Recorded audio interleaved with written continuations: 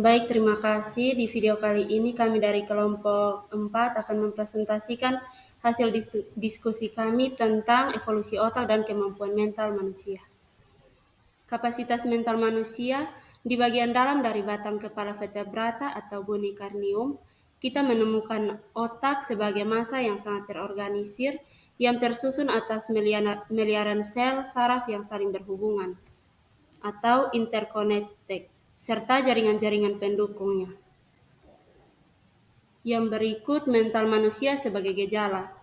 Kemampuan mental manusia bukanlah sesuatu yang langsung dipraktekkan sejak lahir. Tahun-tahun pertama hidupnya adalah tahun-tahun yang tak berdaya. Ia belum tahu apa itu benar dan apa itu salah. Ia bahkan tidak tahu apa keyakinan agamanya. Ini adalah gejala perkembangan wajar dari setiap pribadi manusia pada hukum pertama, sistem hayati bahwa fenotopi adalah hasil dari ekspektasi potensi genetik yang berinteraksi dengan lingkungannya.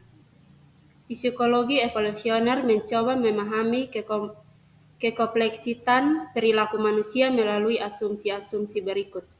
Yang pertama, seleksi alamiah, adaptasi, mekanisme psikologi sebagai hasil evolusi. Berikut contoh mekanisme psikologi yang telah berevolusi serta fungsinya. Yang pertama, rasa takut terhadap ular atau menghindari racun. Yang kedua, preferensi pasangan wanita pada sumber daya ekonomis atau menyediakan biaya untuk kesejahteraan anak-anak.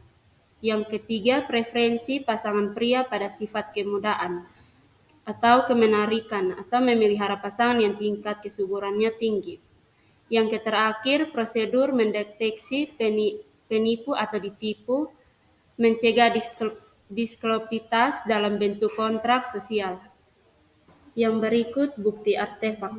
Memahami sejarah evolusi mengenai kapasitas mental manusia itu dengan menelusuri jejak-jejak kebudayaan yang ditinggalkan walaupun mengandung keterbatasan yang mungkin sulit terpecahkan.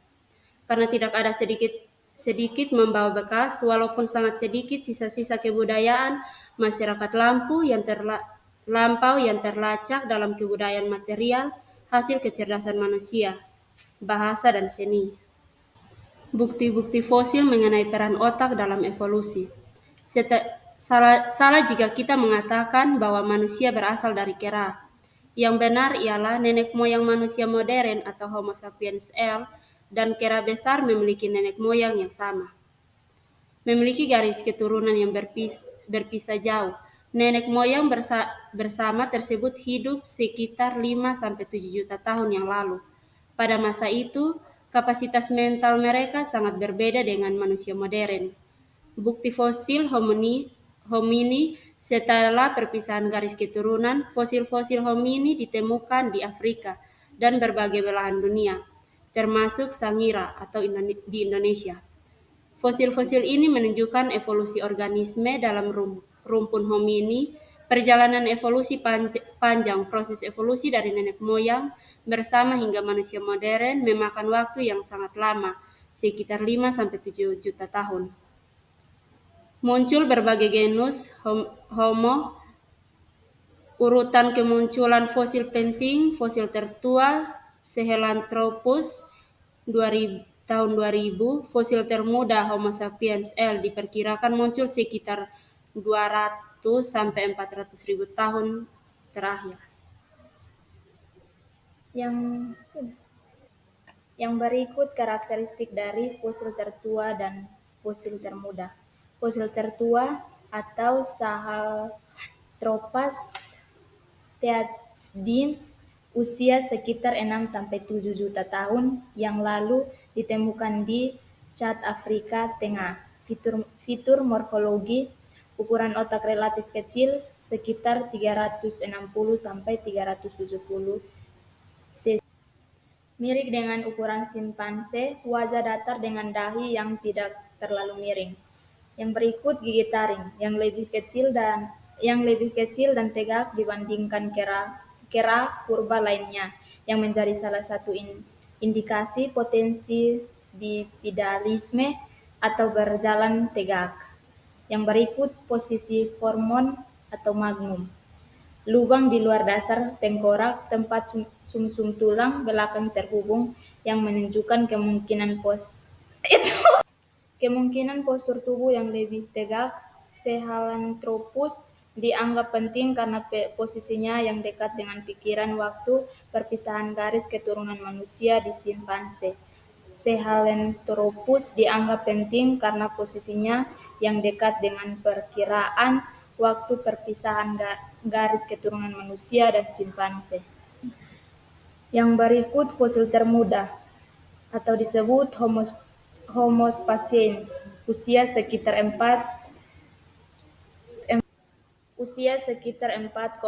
juta tahun yang lalu, ditemukan di Ethiopia, Afrika Timur. Fitur morfologi, ukuran otak yang sedikit lebih besar dari simpanse atau sekitar 300 meter sampai 350 cc, memiliki kombinasi fitur kera dan hominin awal, gigi gerham yang lebih besar dan hominin modern. Yang berikut pelvis yang menunjukkan adaptasi untuk berjalan tegak di tanah dan memanjat pohon. Yang berikut evolusi struktur otak. Otak dan sistem saraf adalah organ yang sangat khas dengan fungsi khususnya dalam aktivitas-aktivitas koordinatif sistem-sistem hayati dari hewan tingkat tinggi untuk bereaksi dengan dunia sekitarnya. Yang berikut evolusi perbandingan bagian-bagian otak. Yang pertama, ukuran otak. Otak manusia secara keseluruhan 3 kali lebih besar daripada otak simpanse. Yang kedua, tabung pencium atau olfactory bulb. Ukuran tabung pencium manusia lebih kecil secara proporsional dibandingkan simpanse. Yang ketiga, cerebellum. Sebelum manusia yang berperan dalam koordinasi gerakan hampir 3 kali lebih besar daripada simpanse. Yang keempat, korteks visual primer. Korteks visual primer manusia sedikit lebih besar daripada simpanse, namun secara proporsional lebih kecil dari yang diharapkan berdasarkan ukuran tubuh. Yang kelima, lobus temporal. Lobus temporal manusia yang terlibat dalam berbagai fungsi kognitif seperti memori dan bahasa secara signifikan lebih besar daripada primata lain. Yang keenam, lobus frontal. Lobus frontal manusia yang penting untuk fungsi eksekutif dan pemikiran tingkat tinggi telah mengalami ekspansi yang disignifikan dan menepati proporsi yang lebih besar dari total otak dibandingkan simpanse. Selain itu, rasio materi putih atau disebut white matter terhadap materi abu-abu atau disebut gray matter di lobus frontal manusia juga lebih besar. Yang berikut nomor 7, daerah prefrontal. Daerah prefrontal manusia menurut Brodmann memiliki ukuran 2 kali lebih besar dari yang diprediksi berdasarkan ukuran otak total.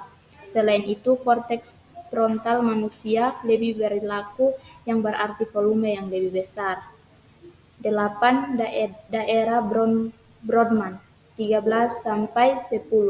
Daerah Brodmann 13 yang berperan dalam perilaku sosial tidak mengalami ekspansi sebesar daerah otak lainnya. Namun, daerah Brodmann 10 berperan dalam pencernaan dan perorganisasian 6,6 kali lebih besar pada manusia. Implikasi kurangnya perkembangan Brodmann 13 tidak berarti kurang berkembang aspek perilaku sosial manusia. Peningkatan Brodmann 10 terkait dengan pencernaan perilaku. Yang berikut kesatuan molekuler manusia dengan masa lampau. Pada tataran molekuler, kedekatan antara manusia dengan primate yang masih hidup terpatri jelas kesamaan urutan DNA antara H. spesies dan simpanse mencapai 98,7%. Baik, yang berikut keunikan manusia dan ekspresi gen di otak. Ahli genetika Mary Claire King dan Alan C. Wilson menunjukkan tingkat kesamaan yang luar biasa antara urutan asam amino penyusun protein manusia dan simpanse. Mereka menyimpulkan bahwa a relative small number of genetic changes in system controlling the expression of genes may account for the major organism differences between human and chimpanzee. Yang berikut otak dalam perspektif evolusi molekuler. Otak adalah organ yang sangat kompleks selama ontogeni. Ekspresi gen dipicu oleh sinyal-sinyal perkembangan dan lingkungan. Demikian pula dalam menjalani fungsi-fungsi kompleks otak, sinyal-sinyal lingkungan dan sinyal-sinyal mental yang terkanalisasi menstimulasi terus-menerus aktivitas bagian-bagian tertentu dari otak. Yang berikut evolusi gejala molekuler transskala. Istilah evolusi gejala transskala atau the evolution of scale-free network. Dalam hal ini, model jelajah transskala dikembangkan untuk menjelaskan perkembangan topologi transskala dari gejala interaksi protein selama evolusi. Dalam model evolusi gejala transskala, pertumbuhan gejala mengasumsikan bahwa nodus-nodus gejala dengan derajat tertentu ditambahkan terus-menerus pada gejala. Probabilitas bahwa nodus yang baru ditambahkan berinteraksi dengan nodus yang telah ada sebelum sebanding dengan derajatnya, yang memunculkan model gabung suka atau preferential assessment model, di mana nodus yang sudah kaya dengan interaksi menjadi lebih kaya selama evolusi dan akhirnya membentuk suatu gejala transskala. Berikut ada kemampuan mental, interaksi, ekologis, dan sosial. Data fosil, anatomis, molekuler, dan fisiologis menunjukkan bahwa perubahan volume otak dan bagian-bagian dalam evolusi bukanlah gratisan atau kebetulan. Tren ke arah pembesaran otak berkorelasi kuat dengan menurunkan jumlah keturunan atau offspring per satuan waktu. Biaya ini harus dibayar pada setiap generasi, yakni bahwa otak menuntut proses metabolisme yang mahal. Yang berikut peningkatan ukuran otak pada primate berkorelasi kuat dengan semakin panjangnya waktu kehamilan, semakin lamanya periode ketergantungan bayi atau infant, dan tertundanya periode reproduksi ini mengurangi jumlah keturunan setiap individu yang dapat dihasilkan per satuan waktu. Yang ketiga, tampaknya terdapat trade-off pada hominid yang berjalan tegak dengan dua kakinya, atau bipedalisme, antara efisiensi lokomotor dan kemudian untuk melahirkan. Yang keempat, terdapat pula suatu potensi masalah pendinginan oleh karena jaringan otak yang besar. Alternatifnya, individu dengan otak yang kecil akan memiliki keuntungan selektif. Adapun kesimpulan yang kami ambil dari materi ini, yaitu otak terutama cerebral cortex dengan fungsi-fungsi kognitif aras tinggi adalah hasil dari perjalanan evolusi yang panjang. Namun demikian, otak adalah fenomena perkembangan fungsional, fungsinya perkembangan organisme. Ia adalah hasil dari perjumpaan antara perkembangan ontogenetik. Kita telah saksikan paling tidak pada aras ekspresi gen bahwa manusia memiliki pola ekspresi gen yang khas. Demikian juga pada kerabat terdekat manusia, yaitu simpanse. Dengan latar belakang pola ekspresi gen yang khas, manusia itu sinyal-sinyal perkembangan dan sinyal-sinyal lingkungan fisikal, dan kemudian sinyal-sinyal sosial kultural, serta berbagai umpan balik positif dan negatif membentuk fungsi-fungsi atau the present state of the brain.